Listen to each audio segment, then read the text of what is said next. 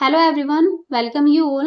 आज का हमारा एमएससी का टॉपिक है प्रोटेक्टिंग ग्रुप्स। इस पर्टिकुलर वीडियो के अंदर हम प्रोटेक्टिंग ग्रुप के इंट्रोडक्शन के बारे में बात करेंगे और साथ में इसके कुछ मेन फीचर्स के बारे में भी जानेंगे, जिसके बाद में आपको ये पता लग जाएगा कि जो प्रोटेक्टिंग ग्रुप है ये क्या होते हैं और किस तरीके से काम करते हैं। तो चलिए शुरुआत करते हैं सबसे पहले इसकी डेफिनेशन के साथ में, ताकि हमें पता लग जाए प्रोटेक्टिंग ग्रुप क्या होते हैं। तो अगर हम बात करें प्रोटेक्टिंग ग्रुप की, तो बेसिकली ये ग्रुप होता है प्रोटेक्टिंग एजेंट का। इनका काम क्या होता है, जो मोर रिएक्टिव फंक्शनल ग्रुप होते हैं उस पर जाकर अटैच हो जाते हैं और उसकी जो रिएक्टिविटी है उसे ब्लॉक कर देते हैं, ताकि वो पूरी केमिकल रिएक्शन के दौरान जैसा है वैसा ही बना रहे। जब बाद में रिएक्शन कंप्लीट हो जाती है तो हम इस फंक्शनल ग्रुप को वापस से रीजनरेट कर लेते हैं बाय डी प्रोटेक्शन, और वो भी रिएक्शन के लास्ट स्टेप के अंदर। तो इस तरीके से आप बोल सकते हो कि ये ग्रुप होता है जिससे क्या होगा, हमारा जो लेस रिएक्टिव फंक्शनल ग्रुप होता है उसके ऊपर रिएक्शन पॉसिबल होती है in the presence of another more reactive functional group, यानी कि वहां पर मोर रिएक्टिव फंक्शनल ग्रुप भी प्रेजेंट होगा, लेकिन हम क्या करते हैं प्रोटेक्टिंग ग्रुप की हेल्प से जो लेस रिएक्टिव फंक्शनल ग्रुप होता है उस पर रिएक्शन करवा सकते हैं। अब आपको ये जो प्रोटेक्टिंग ग्रुप है ये एग्जांपल से और भी अच्छे से समझ आ जाएगा। इस मॉलिक्यूल के अंदर आपको दो फंक्शनल ग्रुप दिखाई देंगे। सबसे पहला तो ये फंक्शनल ग्रुप है जिसे हम बोलते हैं कीटो ग्रुप, और दूसरे वाला ये वाला है जिसे हम बोलते हैं एस्टर ग्रुप। तो यहाँ पर कीटो ग्रुप और एस्टर ग्रुप दो फंक्शनल ग्रुप प्रेजेंट हैं, जिसके अंदर से आपको पता है जो एस्टर ग्रुप होता है वो लेस रिएक्टिव होता है कीटो ग्रुप के कंपैरिजन में, और जो कीटो ग्रुप होता है वो मोर रिएक्टिव होता है। अब मान लीजिए इस पर्टिकुलर कंपाउंड को लेकर हमें कोई केमिकल रिएक्शन परफॉर्म करवानी है, तो उसके लिए हमें क्या है, उसके लिए हमें जो रिएक्शन करवानी होगी वो इस एस्टर ग्रुप पर करवानी होगी। लेकिन हमें पता है कि ये जो कीटो ग्रुप है ये ज्यादा रिएक्टिव होता है, तो ऑब्वियसली बात है ये सबसे पहले रिएक्ट करना चाहेगा, तो इसकी रिएक्टिविटी को हमें पहले ब्लॉक करना पड़ेगा। और इसकी रिएक्टिविटी को ब्लॉक करने का काम कौन करेगा, ये प्रोटेक्शन ग्रुप करेंगे। अब हम क्या करेंगे, यहाँ पर सबसे पहले प्रोटेक्टिंग रिएजेंट ऐड करेंगे, ताकि वो क्या करे, इस पर्टिकुलर कीटो ग्रुप की जो रिएक्टिविटी है उसे ब्लॉक कर दे। जिसके बाद में जब हम रिएक्शन करवाएंगे तो हमारे पास जो अवेलेबल फंक्शन ग्रुप होगा जिससे रिएक्शन हो पाएगी वो ये वाला एस्टर ग्रुप होगा। इस तरीके से हम लेस रिएक्टिव फंक्शन ग्रुप के ऊपर रिएक्शन करवा सकते हैं, और बाद के अंदर जब हमारी रिएक्शन कंप्लीट हो जाएगी तो हम वापस से ये जो कीटो ग्रुप है इसे रीजनरेट कर लेंगे बाय डी प्रोटेक्शन मेथड, और वो भी रिएक्शन के लास्ट स्टेप के अंदर। तो इस तरीके से हम यूज करते हैं प्रोटेक्टिंग रिएजेंट का। एग्जाम्पल के लिए आप ये वाली रिएक्शन देखिए। इस रिएक्शन के अंदर आपको पता है कीटो ग्रुप है और एस्टर ग्रुप है। अब हमने यहाँ पर क्या किया है, यहाँ पर हमने लिया है लिथियम एल्यूमिनियम हाइड्राइड, जो कि क्या है, जो कि एक स्ट्रॉन्ग रिड्यूसिंग एजेंट है। अब ये स्ट्रॉन्ग रिड्यूसिंग एजेंट होता है तो ये क्या करेगा, ये दोनों जो ग्रुप है उसके ऊपर रिएक्ट करेगा, उनको रिड्यूस करेगा, जिसके बाद में हमें ये दोनों ग्रुप रिड्यूस होते हुए दिखाई देंगे। लेकिन इस पर्टिकुलर रिएक्शन को आप जब देखोगे तो आपको यहाँ पर दिखाई दे रहा है कि जो लिथियम एल्यूमिनियम हाइड्राइड है उसने क्या किया है, एस्टर ग्रुप को तो रिड्यूस कर दिया है, लेकिन कीटो ग्रुप वैसा का वैसा है। जबकि आप जानते हो कि जो कीटो ग्रुप होता है ये एस्टर ग्रुप के कंपैरिजन में ज्यादा रिएक्टिव होता है। तो अब हमने इस पर्टिकुलर मॉलिक्यूल से कैसे इस प्रोडक्ट का फॉर्मेशन किया, तो ये हमें पता लगेगा इसकी मैकेनिज्म को देखने के बाद में। तो चलिए अब हम इसका मैकेनिज्म देखते हैं। अब हम उस पर्टिकुलर रिएक्शन का मैकेनिज्म देखेंगे और समझेंगे कि किस तरीके से लिथियम एल्यूमिनियम हाइड्राइड ने कीटो ग्रुप पर ना रिएक्ट करके एस्टर ग्रुप पर रिएक्ट किया है। यहाँ पर हमने वो मॉलिक्यूल लिया है जिसके अंदर आपको कीटो ग्रुप और एस्टर ग्रुप देखने को मिलते हैं। आपको पता है ये जो कीटो ग्रुप है ये ज्यादा रिएक्टिव है और एस्टर ग्रुप इसके कंपैरिजन में लेस रिएक्टिव है। तो यहाँ पर क्या होगा, जब हम लिथियम एल्यूमिनियम हाइड्राइड डालेंगे तो ये दोनों के ऊपर जाकर रिएक्ट कर जाएगा। लेकिन अभी हमें इस पर्टिकुलर रिएक्शन के अंदर क्या करना है, इस कीटो ग्रुप को एज इट इज रखना है, जबकि हमें जो रिएक्शन करवानी है वो इस एस्टर ग्रुप पर करवानी है। तो यहाँ पर हम क्या करेंगे, हम यहाँ पर यूज करेंगे इथाइलिन ग्लाइकोल का, जिसे हम इथेन 1,2 डायोल भी बोल सकते हैं। ये यहाँ पर एक्ट करेगा एज अ प्रोटेक्टिंग एजेंट। तो ये क्या करता है, ये जाकर इस पर्टिकुलर कीटो ग्रुप पर अटैच हो जाता है, जैसे कि आपको यहाँ पर इस रिएक्शन के अंदर दिखाई दे रहा होगा। तो यहाँ पर ये जो इथाइलिन ग्लाइकोल का मॉलिक्यूल था ये इस कीटो ग्रुप पर जाकर अटैच हो जाएगा, और आपको स्ट्रक्चर कुछ इस तरीके से देखने को मिलेगी। जिसके बाद में हमारा जो स्ट्रॉन्ग रिड्यूसिंग एजेंट है जो कि है लिथियम एल्यूमिनियम हाइड्राइड, ये आता है और आकर इस एस्टर ग्रुप को रिड्यूस कर देता है, जिसके बाद में आपको इस तरीके का मॉलिक्यूल देखने को मिलेगा। अभी हमें जो रिएक्शन चाहिए थी वो हो चुकी है। तो अब हम क्या करेंगे, उस पर्टिकुलर कीटो ग्रुप को वापस से रीजनरेट करेंगे। अब हम उसे रीजनरेट करने के लिए क्या करेंगे, अब ये जो प्रोटेक्टिंग ग्रुप है इसे वापस से हम डी प्रोटेक्शन कर देंगे। तो डी प्रोटेक्शन करने के बाद में आपको वापस से यहाँ पर कीटो ग्रुप जनरेट होता हुआ दिखाई देगा। तो फाइनली जो हमारा प्रोडक्ट बनेगा वो इस तरीके से बनेगा, जिसके अंदर हमने क्या किया है, मोर रिएक्टिव फंक्शनल ग्रुप होते हुए भी लेस रिएक्टिव फंक्शनल ग्रुप के ऊपर हमने रिएक्शन करवाई है। तो ये था हमारा मैकेनिज्म, जिसके अंदर हमने देखा कि किस तरीके से प्रोटेक्शन हो रही है, डिस प्रोटेक्शन हो रही है और प्रोटेक्टिंग रिएजेंट का यूज किया जा रहा है। तो इसी की जैसे हमारे पास एक और एग्जांपल ये वाला भी है। इस रिएक्शन के अंदर हमने इस पर्टिकुलर मॉलिक्यूल जिसके अंदर आपको 2 कीटो ग्रुप दिखाई देंगे, इसका रिडक्शन करवाया है और इस तरीके से हमें फाइनल जो प्रोडक्ट है वो देखने को मिलता है। अब यहाँ पर आपको दिखाई दे रहे हैं 2 कीटो ग्रुप। अब दोनों कीटो ग्रुप की जो रिएक्टिविटी है वो सेम ही है, लेकिन अभी हमें यहाँ पर क्या करना है, हमें सिर्फ एक ही फंक्शनल ग्रुप को रिएक्ट करवाना है, दूसरे को एज इट इज रखना है। तो इसके लिए हम क्या करेंगे, वापस से प्रोटेक्टिंग एजेंट का यूज करेंगे और उसका यूज करते हुए हम हमारा जो डिजायर्ड प्रोडक्ट है वो बनाएंगे। तो अब इसका मैकेनिज्म किस तरीके से होगा, अब हम वो समझ लेते हैं। इसके मैकेनिज्म के अंदर हमने सबसे पहले ये वाला मॉलिक्यूल लिया है, इसके ऊपर रिएक्शन करवाई है हमने इथाइलिन ग्लाइकोल की। अभी हमने यहाँ पर क्या है, अभी हमने यहाँ पर 1 इक्विवेलेंट प्रोटेक्शन एजेंट ही यूज किया है ताकि हमारा जो ये वाला फंक्शनल ग्रुप है इसके ऊपर जाकर ये प्रोटेक्टिंग एजेंट लग जाए।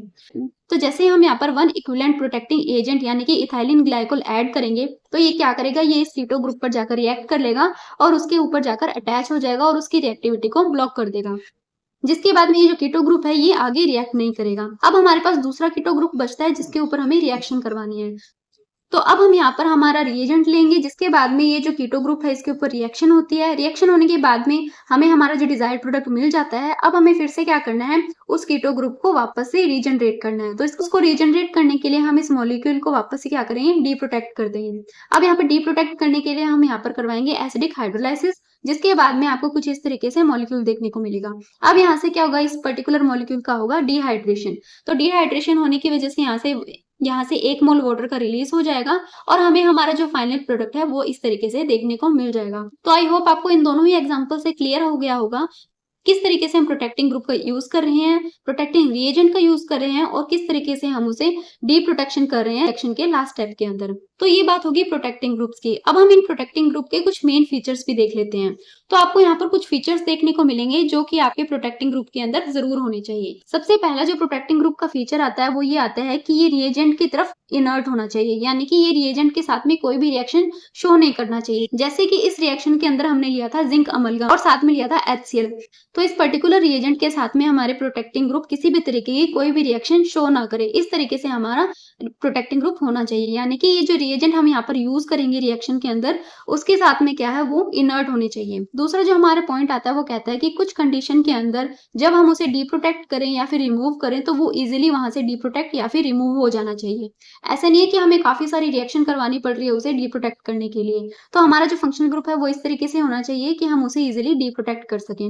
जैसे कि हमारे इस रिएक्शन के अंदर हमने देखा, हमने यहाँ पर इसका करवाया एसिडिक हाइड्रोलाइसिस, तो यहाँ पर ये इजीली आपको डीप्रोटेक्ट होता हुआ दिखाई दे रहा है।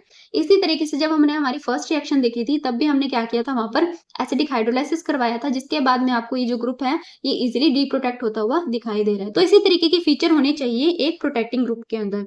इसके बाद में हमारा जो थर्ड पॉइंट है वो बोलता है कि प्रोटेक्टिंग ग्रुप को रिएक्शन कंडीशन के अंदर स्टेबल होना चाहिए। यानी कि ऐसा ना हो कि हम वहां पर प्रोटेक्टिंग ग्रुप यूज कर रहे हैं और उस पर्टिकुलर रिएक्शन के अंदर वो खुद ही पार्टिसिपेट करने लग जाए। यानी कि वो क्या होना चाहिए, रिएक्शन कंडीशन के अंदर स्टेबल होना चाहिए। तो ये सभी फीचर है एक अच्छे प्रोटेक्टिंग ग्रुप के। तो इस वीडियो के अंदर हमने जाना प्रोटेक्टिंग ग्रुप क्या होते हैं, उसके एग्जांपल देखे, साथ में हमने समझा कि किस तरीके से वो वर्क करता है और इसी के साथ हमने इसके कुछ मेन फीचर्स भी डिस्कस किए। आज का हमारा एमएससी का टॉपिक है प्रोटेक्शन ऑफ अल्कोहल। इस पर्टिकुलर वीडियो के अंदर हम बात करेंगे कि किस तरीके से हम अल्कोहल का प्रोटेक्शन कर सकते हैं किसी प्रोटेक्टिंग रिएजेंट की हेल्प से।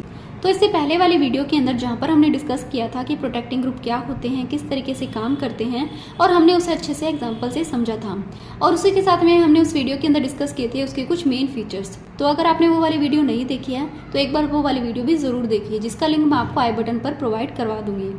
तो वापस से हम आते हैं हमारे टॉपिक पर, जो कि है प्रोटेक्शन ऑफ अल्कोहल।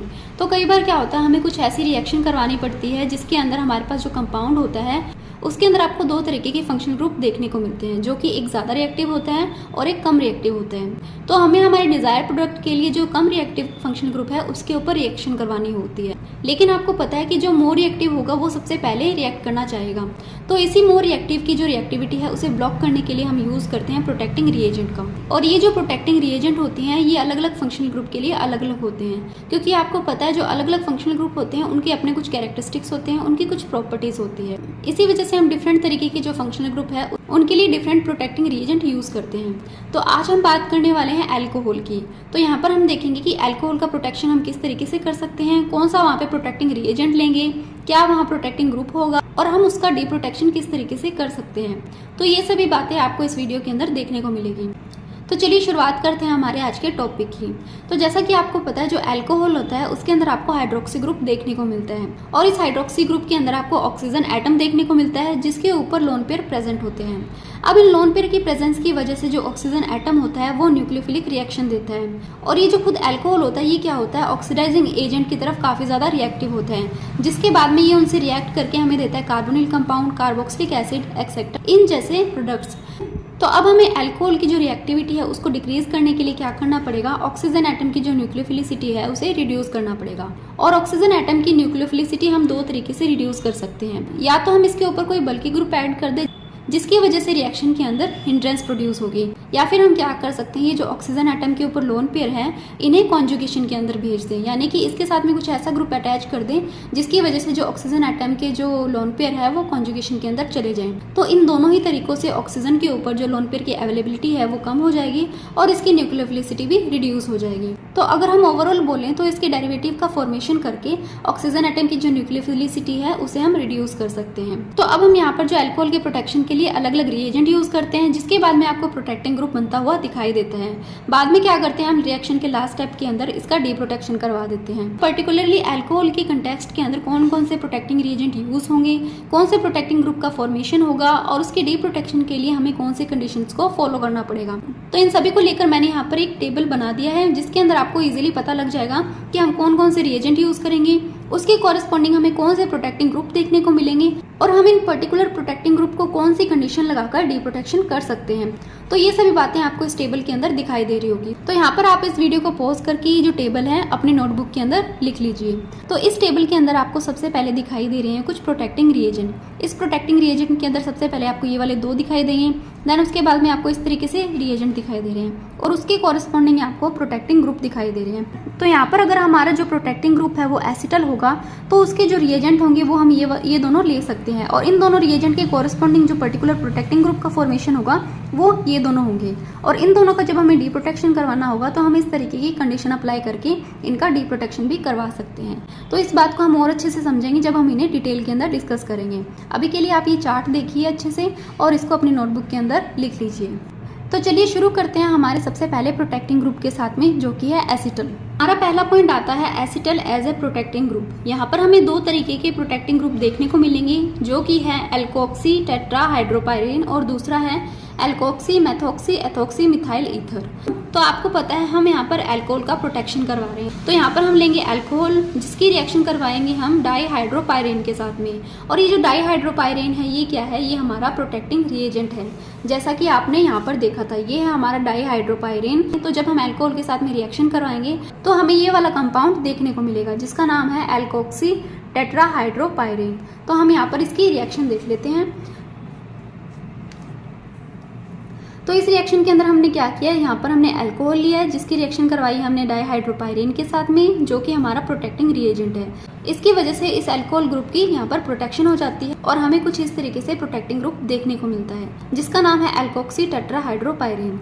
अब यहाँ पर जब ये कंपाउंड का फॉर्मेशन हो जाता है तो उसके बाद में हम क्या कर सकते हैं, इसकी डी प्रोटेक्शन करवा सकते हैं। तो यहाँ पर इसकी डी प्रोटेक्शन करवाने के लिए हम यहाँ पर एसिडिक हाइड्रोलाइसिस करवाएंगे जिसके बाद में इसका डी प्रोटेक्शन हो जाएगा और हमें कुछ इस तरीके का कंपाउंड देखने को मिलता है। अब दूसरा जो हमारा प्रोटेक्टिंग ग्रुप है वो है alkoxy methoxy ethoxy methyl ether. इस प्रोटेक्टिंग ग्रुप का फॉर्मेशन करने के लिए हम क्या करते हैं, यहाँ पर लेते हैं अल्कोहल जिसकी रिएक्शन हम करवाते हैं methoxy ethoxy methyl ether chloride के साथ में। इन दोनों की रिएक्शन होने के बाद में ये जो रिएजेंट होता है ये इस अल्कोहलिक ग्रुप का प्रोटेक्शन करता है और उसके बाद में हमें कुछ इस तरीके का प्रोटेक्टिंग ग्रुप दिखाई देता है। इस प्रोटेक्टिंग ग्रुप का नाम है alkoxy methoxy ethoxy methyl ether. तो यहाँ पर ये वाला आपको कंपाउंड देखने को मिलता है। अब जब हमें इस पर्टिकुलर कंपाउंड का डी प्रोटेक्शन करवाना होगा तो हम यहाँ पे क्या करेंगे, या तो हम इसको जिंक ब्रोमाइड के साथ में ट्रीट करेंगे या फिर हम इसका करवाएंगे एसिडिक हाइड्रोलाइसिस, जिसके बाद में आपको कुछ इस तरीके से प्रोडक्ट देखने को मिलता है। और इन दोनों कंपाउंड में से अगर हम इस पर्टिकुलर कंपाउंड का फिर से SOCl2 के साथ में रिएक्शन करवाते हैं तो हमें ये वाला कंपाउंड देखने को मिलता है जो कि हमारा क्या था, जो कि हमारा था प्रोटेक्टिंग रिएजेंट। तो इस तरीके से प्रोटेक्टिंग रिएजेंट काम करते हैं और हमें प्रोटेक्टिंग ग्रुप देखने को मिलते हैं। अब अगर हम इन दोनों प्रोटेक्टिंग ग्रुप के एग्जांपल की बात करें तो आपको यहाँ पर ये रिएक्शन शो हो रही है। इस रिएक्शन के अंदर हमने क्या किया, ये पर्टिकुलर कंपाउंड लिया है और इस पर्टिकुलर कंपाउंड के अंदर आपको एस्टर ग्रुप और कीटो ग्रुप, 2 ग्रुप देखने को मिल रहे हैं। अब आपको पता है यहाँ पर ये जो कीटो ग्रुप है ये ज़्यादा रिएक्टिव है एस्टर ग्रुप से। तो अभी हम यहाँ पर क्या कर रहे हैं, सोडियम बोरोहाइड्राइड लेकर इसका रिडक्शन करवाएंगे। तो जब इसका रिडक्शन करवाएंगे तो ये कीटो ग्रुप चेंज हो जाता है हाइड्रोक्सी ग्रुप के अंदर। अब ये जो हाइड्रोक्सी ग्रुप है इसका हमें प्रोटेक्शन करवाना होगा। तो इसका प्रोटेक्शन करवाने के लिए हम यूज़ करते हैं यहाँ पर DHP यानी कि डाईहाइड्रोपायरिन। तो जब हम यहाँ पर DHP का यूज़ करते हैं तो ये जो DHP है ये इस हाइड्रोक्सी ग्रुप के साथ में रिएक्ट करके यहाँ पर इस तरीके का प्रोटेक्टिंग ग्रुप का फॉर्मेशन कर लेते हैं। अब इसकी वजह से जो हमारा मोर रिएक्टिव फंक्शनल ग्रुप था वो तो क्या हो गया, वो प्रोटेक्ट हो गया। अब जो लेस रिएक्टिव फंक्शनल ग्रुप था यानी कि जो एस्टर ग्रुप था उसके ऊपर हम रिएक्शन करवा सकते हैं। तो अब हमने आगे लिया लिथियम एल्यूमिनियम हाइड्राइड। अब ये जो लिथियम एल्यूमिनियम हाइड्राइड क्या है, ये एक स्ट्रॉन्ग रिड्यूसिंग एजेंट है जो कि इस एस्टर के ऊपर रिएक्ट करेगा और इसका रिडक्शन कर देगा।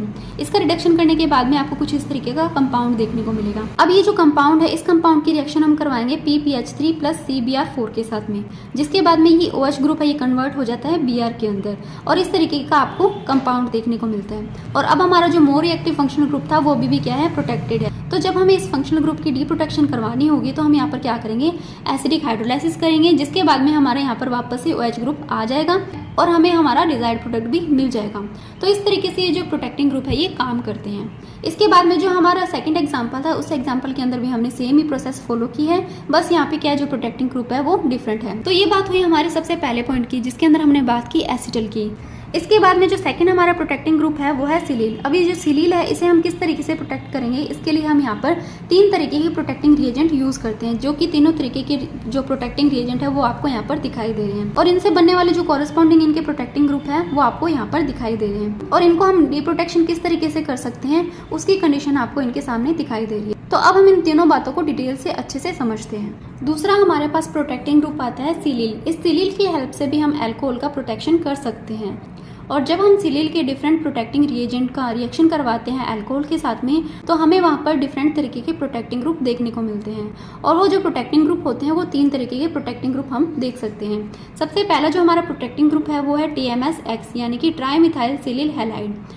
दूसरा जो प्रोटेक्टिंग ग्रुप है वो है TBDMS ईथर यानी कि टर्शरी ब्यूटाइल डाइमिथाइल सिलील ईथर। और थर्ड है टर्शरी ब्यूटाइल डाइफेनिल सिलील ईथर। ये तीनों तरीके के आपको प्रोटेक्टिंग ग्रुप देखने को मिलेंगे। तो अब हम रिएक्शन से समझ लेते हैं कि किस तरीके से सिलील हेल्प करता है अल्कोहल को प्रोटेक्शन करने में। तो सबसे पहले हम बात करेंगे ट्राईमिथाइल सिलील हैलाइड की। तो इस पर्टिकुलर रिएक्शन के अंदर हम क्या लेंगे, यहाँ पर हम लेंगे TMSX, इसकी रिएक्शन करवाएंगे अल्कोहल के साथ में। जब हम इसकी रिएक्शन करवाएंगे अल्कोहल के साथ में तो ये क्या करेगा, ये इस अल्कोहलिक ग्रुप का प्रोटेक्शन करेगा और प्रोटेक्शन करने के लिए क्या करेगा, ये खुद जाकर इस अल्कोहल ग्रुप पर अटैच हो जाएगा, जिसके बाद में आपको कुछ इस तरीके का कंपाउंड देखने को मिलेगा और इस कंपाउंड को हम बोलते हैं TMS ईथर यानी कि ट्राईमिथाइल सिलील ईथर। तो इस तरीके से TMSX इसके साथ में अटैच होकर अल्कोहल की जो रिएक्टिविटी है उसे रिड्यूस कर देता है। लेकिन अगर हमें यहाँ पर क्या करना हो, इसका डीप्रोटेक्शन करवाना हो तो इसके लिए हम करवाएंगे इसका हाइड्रोलाइसिस। और हाइड्रोलाइसिस करवाने के बाद में हमें इस तरीके के कंपाउंड देखने को मिलते हैं। यहाँ पर आपको दिखाई दे रहा होगा कि जो OH ग्रुप पहले प्रोटेक्टेड था अब वो वापस से रीजनरेट हो गया है और हमारे पास दूसरा कंपाउंड ये वाला बनेगा। और जब हम इस पर्टिकुलर कंपाउंड की रिएक्शन करवाते हैं HX के साथ में तो यहाँ पर हमें वापस से क्या देखने को मिलता है, हमें यहाँ पे देखने को मिलता है ट्राईमिथाइल सिलील हैलाइड जो कि हमारा प्रोटेक्टिंग रिएजेंट था। तो इस तरीके से अल्कोहलिक फंक्शनल ग्रुप का प्रोटेक्शन होता है ट्राईमिथाइल सिलील हैलाइड की हेल्प से। अब हम देखते हैं हमारा दूसरा प्रोटेक्टिंग ग्रुप जो कि है TBDMS ईथर यानी कि टर्शरी ब्यूटाइल डाइमिथाइल सिलील ईथर। तो यहाँ पर हम लेते हैं TBDMS ईथर जिसकी रिएक्शन हम करवाते हैं अल्कोहल के साथ में। अब ये क्या करेगा, ये ग्रुप जाकर इस पर अटैच हो जाएगा और इसकी प्रोटेक्शन करेगा। तो यहाँ पर जब आपको प्रोटेक्शन के बाद में ग्रुप दिखाई देगा तो आपको प्रोटेक्टिंग ग्रुप कुछ इस तरीके से दिखाई देने वाला है जिसे हम बोलते हैं टर्शरी ब्यूटाइल डाइमिथाइल सिलील ईथर।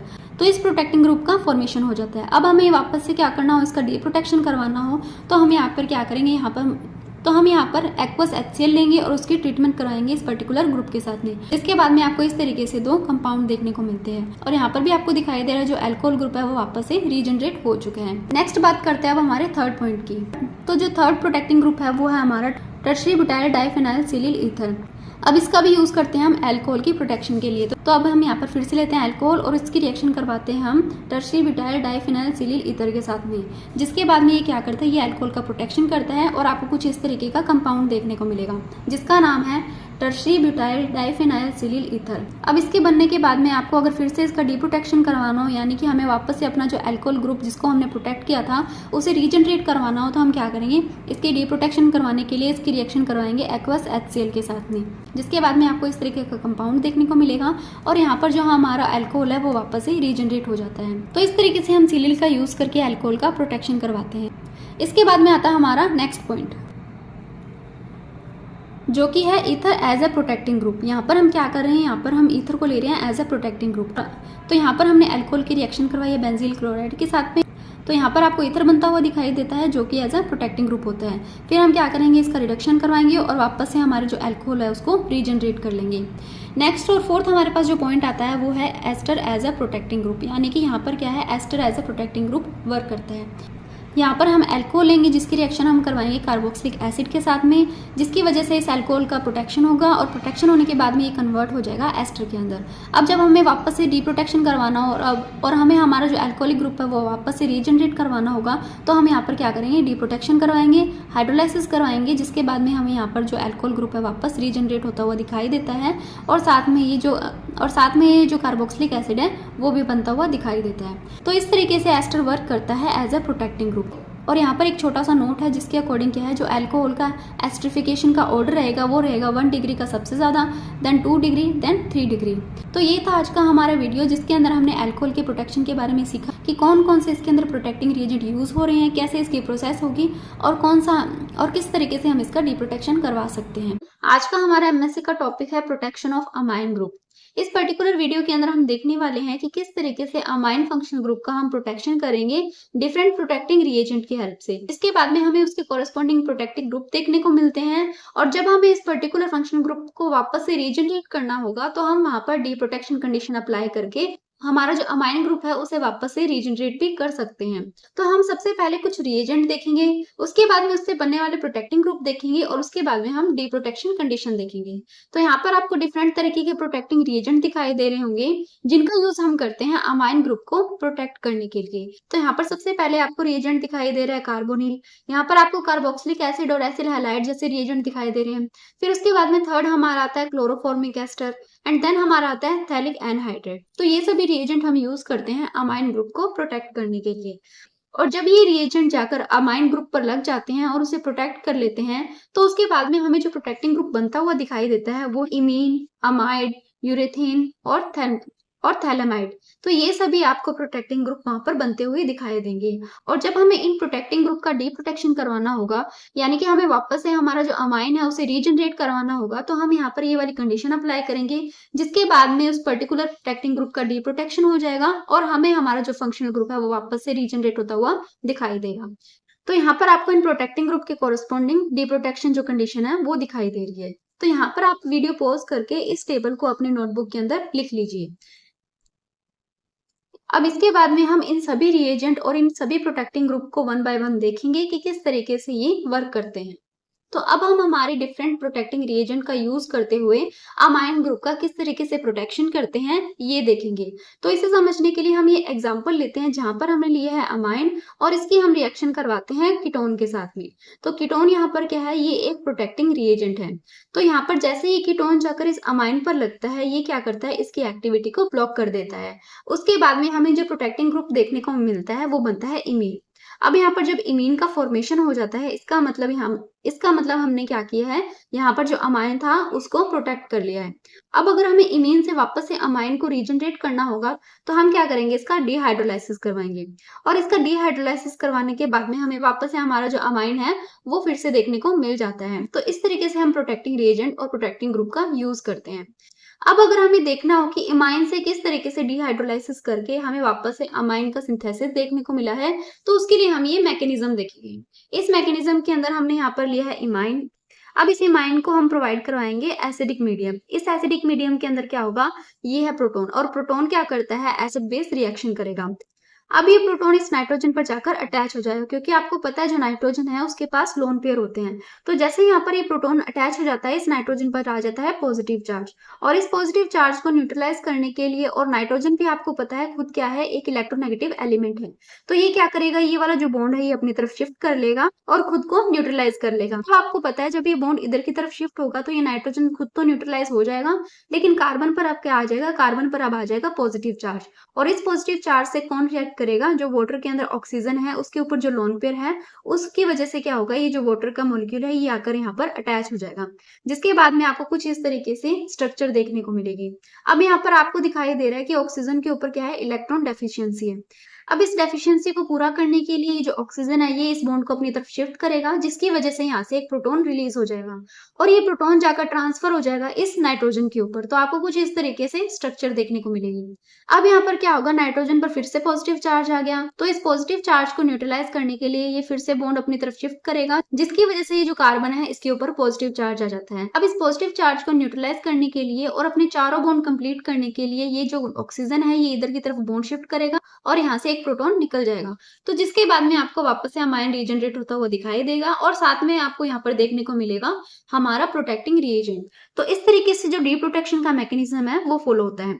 अब इसके बाद में हमारा जो दूसरा प्रोटेक्टिंग रिएजेंट आता है वो आता है कार्बोक्सिलिक एसिड। तो कार्बोक्सिलिक एसिड का यूज करके भी हम सेम कार्बोनिल के जैसे ही प्रोसेस फॉलो करेंगे। तो यहाँ पर हमने लिया है अमाइन, जिसकी रिएक्शन हमने करवाई है कार्बोक्सिलिक एसिड के साथ में। यहाँ से एक वाटर मोल रिलीज हो जाता है, जिसके बाद में हमें यहाँ पर अमाइड देखने को मिलेगा, और अमाइड यहाँ पर प्रोटेक्टिंग ग्रुप है, और इस प्रोटेक्टिंग ग्रुप से वापस से अगर हमें रीजनरेट करना हो हमारा अमाइन, तो इसका डी प्रोटेक्शन करवाएंगे, और डी प्रोटेक्शन करवाने के लिए हम इसका हाइड्रोलाइसिस करवाएंगे, जिसके बाद में हमें इस तरीके से दोनों कंपाउंड देखने को मिलते हैं। कार्बोक्सिलिक एसिड के जैसे ही हम यूज करते हैं एसिल हैलाइड को एज अ प्रोटेक्टिंग रिएजेंट। तो यहाँ पर हम यूज कर रहे हैं एसिल हैलाइड, जिसकी रिएक्शन हम करवा रहे हैं अमाइड के साथ में। जब इन दोनों की रिएक्शन होती है तो यहाँ से 1 मोल HCl का रिलीज हो जाता है, और यहाँ पर जो प्रोडक्ट बनता है वो बनता है अमाइड। अब इस अमाइड से अगर हमें वापस से अमाइन को रीजनरेट करना होगा तो हम यहाँ पर इसका डी प्रोटेक्शन करवाएंगे, यानी कि यहाँ पर क्या करेंगे, हम इसका हाइड्रोलाइसिस करेंगे। हाइड्रोलाइसिस करने के बाद में हमें अमाइन तो मिल जाएगा, लेकिन उसी के साथ में हमें देखने को मिलेगा कार्बोक्सिलिक एसिड। अब जब इन कंपाउंड की रिएक्शन हम करवाएंगे SOCl2 के साथ में, तो फिर हमें हमारा जो एसिल हैलाइड है यानी कि जो एसिल क्लोराइड है वो देखने को मिलेगा। तो इस तरीके से हमने हमारे जो सेकंड प्रोटेक्टिंग रिएजेंट्स थे उन्हें भी डिस्कस किया। नेक्स्ट हम बात करते हैं हमारे थर्ड प्रोटेक्टिंग रिएजेंट की, जो कि था क्लोरोफॉर्मिक एस्टर।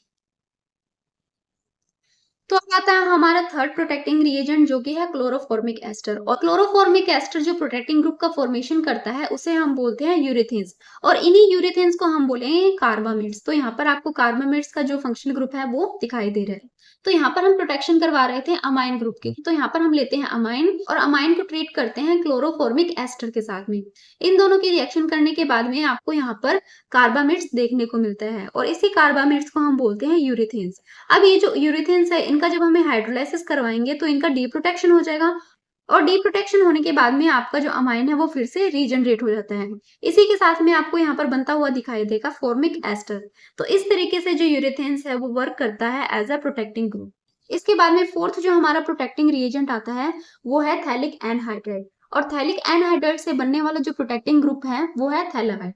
तो यहाँ पर हम देख रहे हैं ये है थैलिक एनहाइड्राइड। जब इसकी रिएक्शन हम करवाएंगे अमाइन के साथ में तो ये हमें देगा एन एल्किल थैलामाइड। अब इस एन एल्किल थैलामाइड से जब हमें वापस से अमाइन को रीजनरेट करना होगा तो हम इसका डी प्रोटेक्शन करवाएंगे, और इसके डी प्रोटेक्शन के लिए जो हम ग्रुप यूज करते हैं वो हम यूज करते हैं हाइड्रोजिन। अब इस हाइड्रोजिन का रिएक्शन हम करवाएंगे एन एल्किल थैलामाइड के साथ में, जिसके बाद में आपको इस तरीके का कंपाउंड देखने को मिलता है।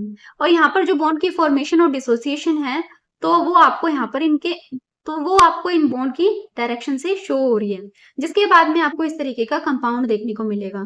अब यहाँ पर भी कुछ रिएक्शंस, कुछ बॉन्ड का फॉर्मेशन और डिसोसिएशन होता है, जिसके बाद में आपको इस तरीके का कंपाउंड देखने को मिलता है। और जब फाइनली इसके अंदर चेंजेस आने के बाद में हमें कुछ इस तरीके का कंपाउंड देखने को मिलता है, और यहाँ पर हमारा जो अमाइन है वो फिर से रीजनरेट होता हुआ दिखाई देता है। तो इस तरीके से हम अमाइन ग्रुप का प्रोटेक्शन करते हैं डिफरेंट प्रोटेक्टिंग रिएजेंट की हेल्प से। तो ये था आज का हमारा वीडियो, जिसके अंदर हमने डिफरेंट तरीके के प्रोटेक्टिंग रिएजेंट देखे जो कि यूज होते हैं अमाइन के प्रोटेक्शन के लिए।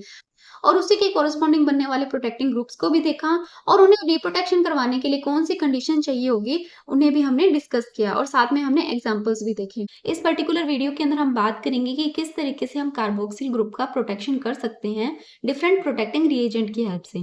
तो जैसा कि आपको पता है कार्बोक्सिल ग्रुप प्रेजेंट होता है कार्बोक्सिलिक एसिड के अंदर और इसके नाम से आपको पता है कि इसकी नेचर कैसी होगी, इसकी नेचर होगी एसिडिक और एसिडिक नेचर होने की वजह से ये डीप्रोटोनेशन शो कर सकता है, यानी कि ये जो प्रोटॉन है उसको डोनेट कर सकता है और जब ये प्रोटॉन डोनेट करता है तो ये बनाता है कार्बोक्सिलेट एनायन और ये जो कार्बोक्सिलेट एनायन होता है ये काफी सारे जो साइड रिएक्शन है वो भी दे सकता है। तो इसी साइड रिएक्शन की वजह से क्या करना होता है, हमें इस पर्टिकुलर ग्रुप को प्रोटेक्ट करना पड़ता है।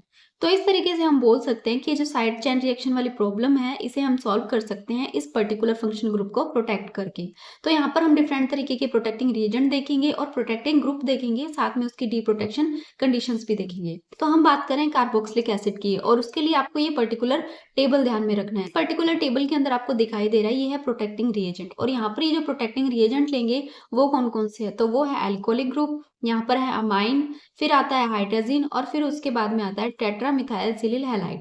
तो ये सभी क्या है, ये सभी हमारे प्रोटेक्टिंग रिएजेंट है। यहाँ पर आपको ये ध्यान रखना है कि जो आप यहाँ पर अल्कोहल यूज करोगे वो बल्कि ग्रुप होना चाहिए। इसके बाद में जो इन पर्टिकुलर प्रोटेक्टिंग रिएजेंट से इनके कोरस्पॉन्डिंग जो प्रोटेक्टिंग ग्रुप का फॉर्मेशन होगा वो है एस्टर, अमाइड, हाइड्रासाइड और साथ में इस तरीके का कंबाइंड कंपाउंड। तो ये सभी आपको यहाँ पर प्रोटेक्टिंग ग्रुप देखने को मिल रहे हैं। अगर आपको इन पर्टिकुलर प्रोटेक्टिंग ग्रुप का वापस से डीप्रोटेक्शन करवाना हो तो आप यहाँ पर इनका एसिडिक और बेसिक हाइड्रोलाइसिस करवाओगे, जिसके बाद में ये जो पर्टिकुलर प्रोटेक्टिंग ग्रुप है ये डीप्रोटेक्शन रिएक्शन शो करेंगे और हमें हमारा जो फंक्शनल ग्रुप है वो वापस से रीजनरेट होता हुआ दिखाई देगा। अब हम इन सभी का यूज करते हुए इनके एग्जांपल्स डिस्कस करते हैं। तो चलिए शुरुआत करते हैं हमारे सबसे पहले एग्जांपल से।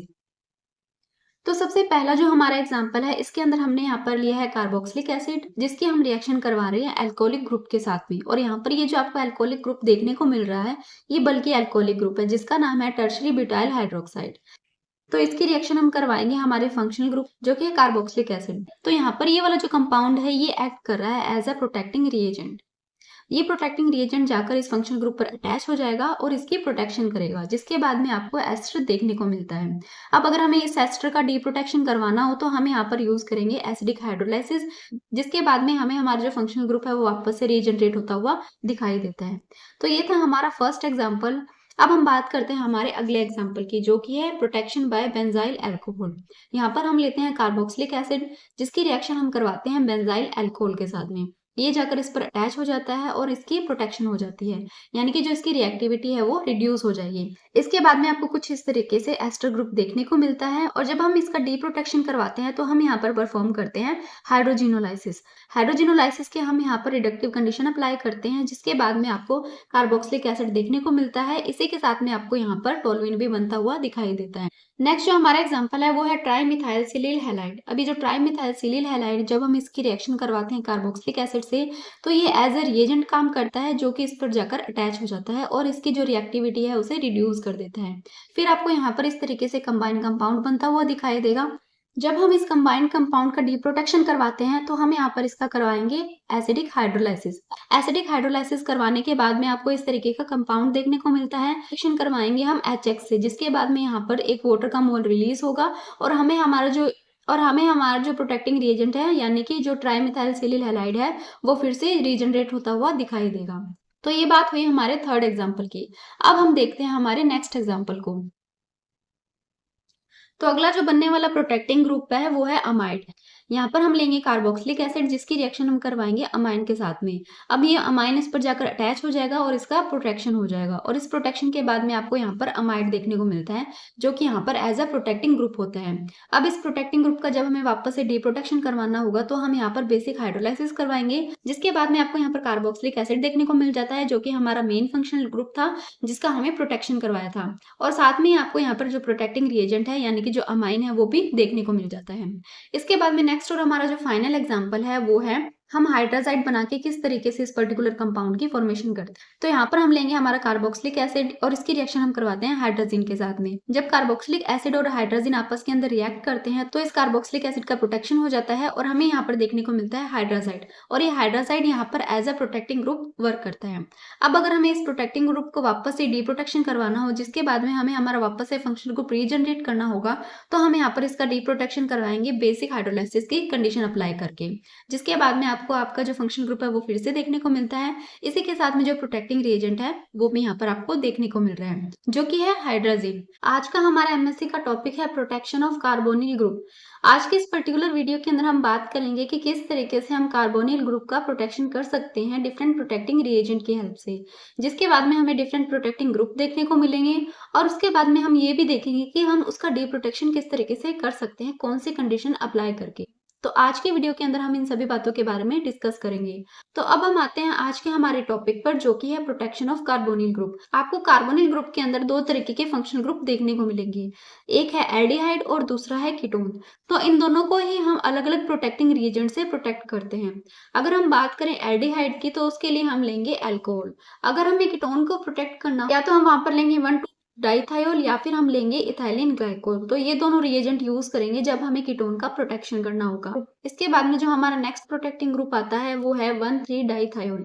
1,3 डाइथायोल रिएजेंट को भी हम यूज करके कार्बोनिल ग्रुप का प्रोटेक्शन कर सकते हैं, जिसके बाद में आपको इनके कोरस्पोंडिंग प्रोटेक्टिंग ग्रुप देखने को मिलेंगे, जो कि है एसिटल, कीटल और 1,3 डाइथाइल। तो ये सभी प्रोटेक्टिंग ग्रुप आपको इसके अंदर देखने को मिलेंगे, और यहाँ पर आप एसिडिक हाइड्रोलाइसिस करके इनका डी प्रोटेक्शन भी करवा सकते हो। अब हम इन सभी को एग्जांपल से समझते हैं कि किस तरीके से ये सभी वर्क करते हैं। तो यहाँ पर हम सबसे पहले एग्जांपल लेते हैं एल्डिहाइड का। एल्डिहाइड की रिएक्शन करवाते हैं हम अल्कोहल के साथ। यहाँ पर हम अल्कोहल के 2 मोल्स लेंगे जिनकी रिएक्शन हम करवाएंगे एल्डिहाइड के साथ में। तो यहाँ पर ये जो ऑक्सीजन है, ये ऑक्सीजन इस बॉन्ड को अपनी तरफ शिफ्ट कर लेगा, जिसके बाद में इस कार्बन पर पॉजिटिव चार्ज आ जाता है, और इस पॉजिटिव चार्ज के ऊपर ये जो ऑक्सीजन के लोन पेयर है ये जाकर अटैच हो जाते हैं और इस तरीके का एसिटल का फॉर्मेशन करते हैं।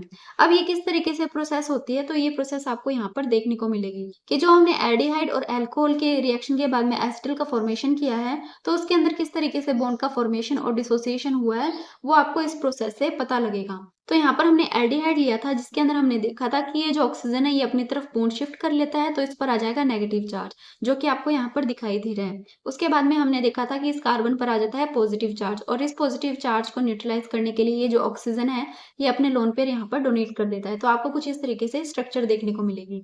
तो ये जो ROH ग्रुप है ये आपको यहाँ पर देखने को मिलेगा।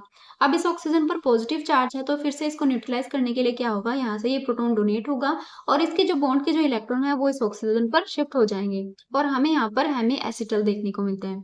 अब इस हेमी एसिटल का जब हम प्रोटोनेशन करवाते हैं तो यहाँ पर आपको कुछ इस तरीके से स्ट्रक्चर देखने को मिलती है, जिसके बाद में क्या होगा, यहाँ पर ऑक्सीजन के ऊपर पॉजिटिव चार्ज आएगा और इसको न्यूट्रलाइज करने के लिए ये बॉन्ड यहाँ की तरफ शिफ्ट हो जाएगा, जिसके बाद में ये जो ROH है ये फिर से रिएक्ट करेगा इस पर्टिकुलर मॉलिक्यूल के साथ में, और हमें यहाँ पर एसिटल देखने को मिलता है।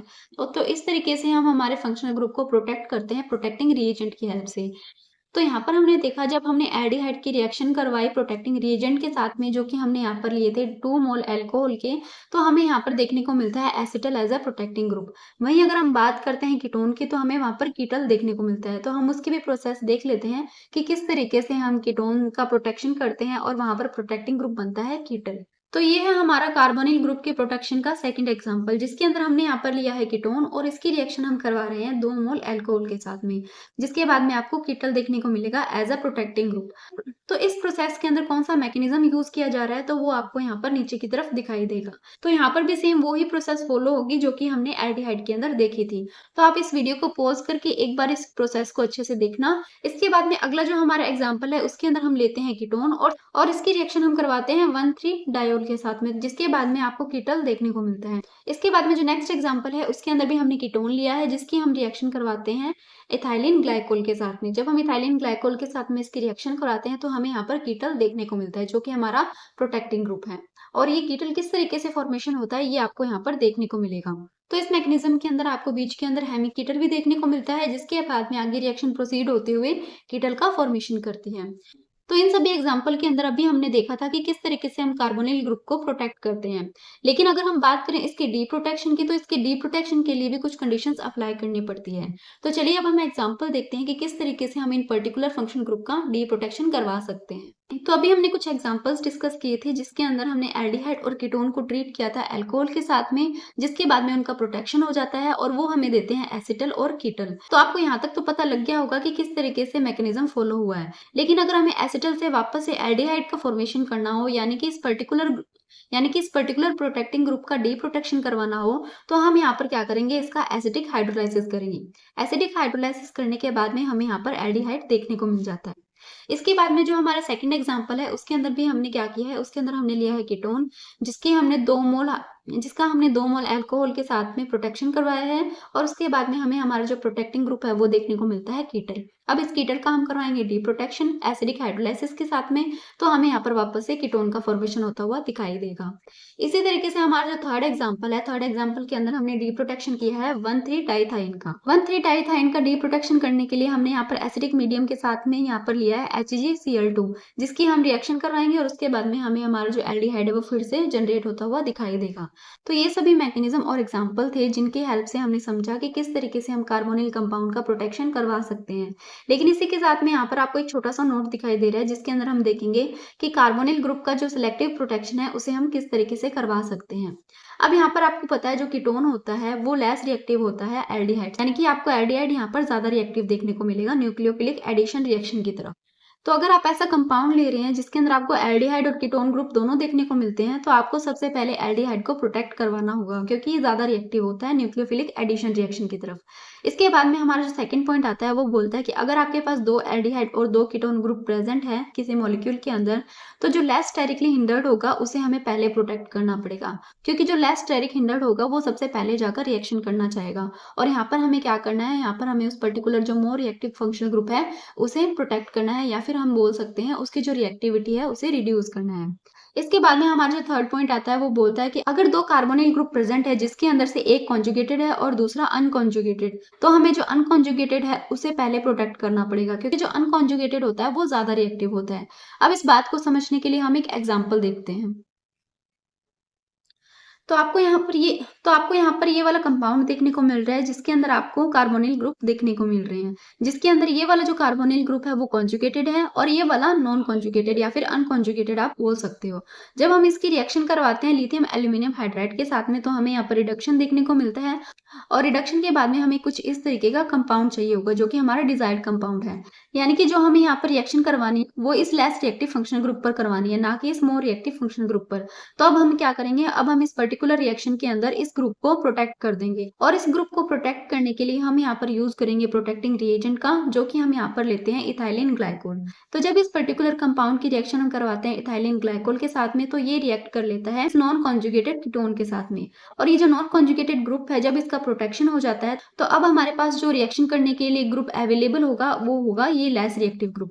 तो अब हम क्या करेंगे, अब हमारा रिएजेंट डालेंगे जो कि है लिथियम एल्यूमिनियम हाइड्राइड, और ये जाकर इस पर अटैक करेगा और इसका रिडक्शन कर लेगा।